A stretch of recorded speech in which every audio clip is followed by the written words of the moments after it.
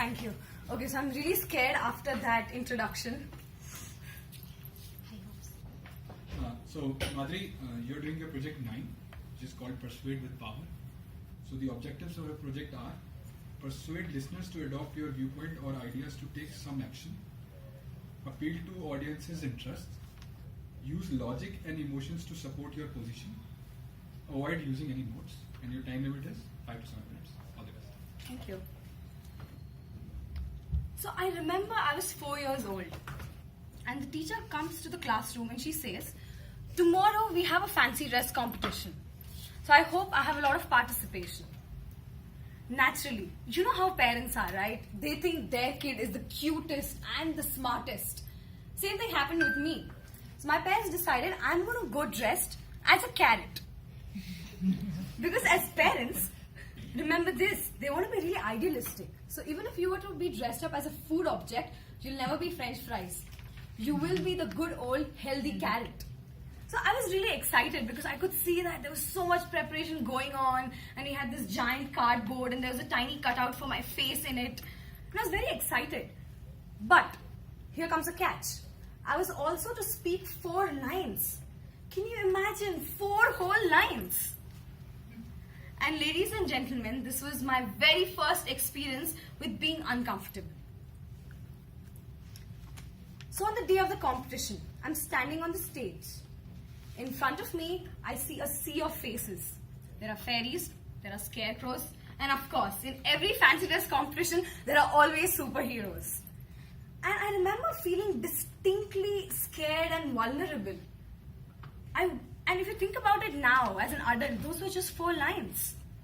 And I started venturing onto them one after another. My heart was beating really fast. And I completed my pursuit. And I heard applause. And I felt really happy. I think this was the first time in my life that I discovered that I loved performing. That I liked stage. And I liked performing for people. Irrespective of whether they liked it or not, of course. I mean, there have been times when they've been like, okay, get off the stage. But I've still loved it. I've liked it because it made me feel that I was familiar with what it feels like to just put your art out there. My takeaway from this was that because I put myself through those 4 uncomfortable lines, I learned something new about myself. That I love performing. Now, I would like to take this moment and ask you all to just close your eyes for 10 seconds, maybe lesser, and think of one thing that you really want in your life. Alright? It could be that new car or a new apartment or even a girlfriend or a boyfriend, alright? So we all have thought about something now.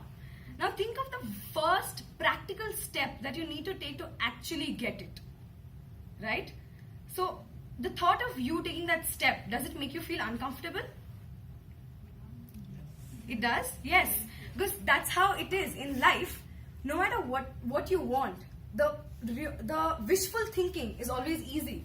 But the moment you have to start actually researching that, oh, I want this kind of a car. Okay, so where do I get the cheapest deal? Is when you feel lazy and uncomfortable that, oh, I don't want to do this. I'm going to take this moment and urge you all to pick up that one habit in your life which is very uncomfortable and do it for an entire year. I'm going to talk about my personal experience. I started with running last year. So one thing that I absolutely hated as a kid was physical activity. No surprises there because I would be found sitting in a corner reading a novel instead of ever participating in any physical activity period. So as an adult also, I would never understand that, oh, why are we watching football? I know people are going to really judge me for this. But I would never understand that, would you really want to spend so much of your time and energy panting over a ball? And I would never get it. So last year I thought, you know what? This is what I'm going to master. I'm going to start running. And it's going to be very uncomfortable, but it is going to train me for all of those practical things in life I really want to achieve. And to do those things, it is going to be uncomfortable. So I have to find solace in doing that and treat it as a normal feeling. Like brushing your teeth in the morning. I started running and it was hard. Every second that I was running, I would imagine myself like, oh, I could be sitting at that sofa. I could be watching that new episode of this serial. Why am I doing this? But I'm proud of myself because at the end of 3 months, I could comfortably run about 5 kilometers, which was a big deal for me. And I did that for 9 months easily. This year for me, it is kickboxing. Next year, I'm going to pick up music because that's something that I could never play a musical instrument. The other thing that I really want to stress is, I'm not just saying this from the point of view of being okay with feeling a certain way and patting yourself on the back and saying, you know what, you've gone through this before, you can do it again. I want to also talk about it in purely scientific terms. Imagine your brain to have tiny activity centers. Every time you do an activity, each of the centers lights up. The more experiences you put yourself through, the more lights are you going to get in your brain, the more developed it's going to be. So why don't we do that? You see, your dreams are not like 2 minutes Maggi noodles. Your dreams are like a majestic masala dosa, which takes 12 hours of fermentation, which takes careful mixing and matching, a couple of botched up attempts, and something that looks like the map of Africa, but eventually you get your beautiful dosa. And this is what you want to aim at.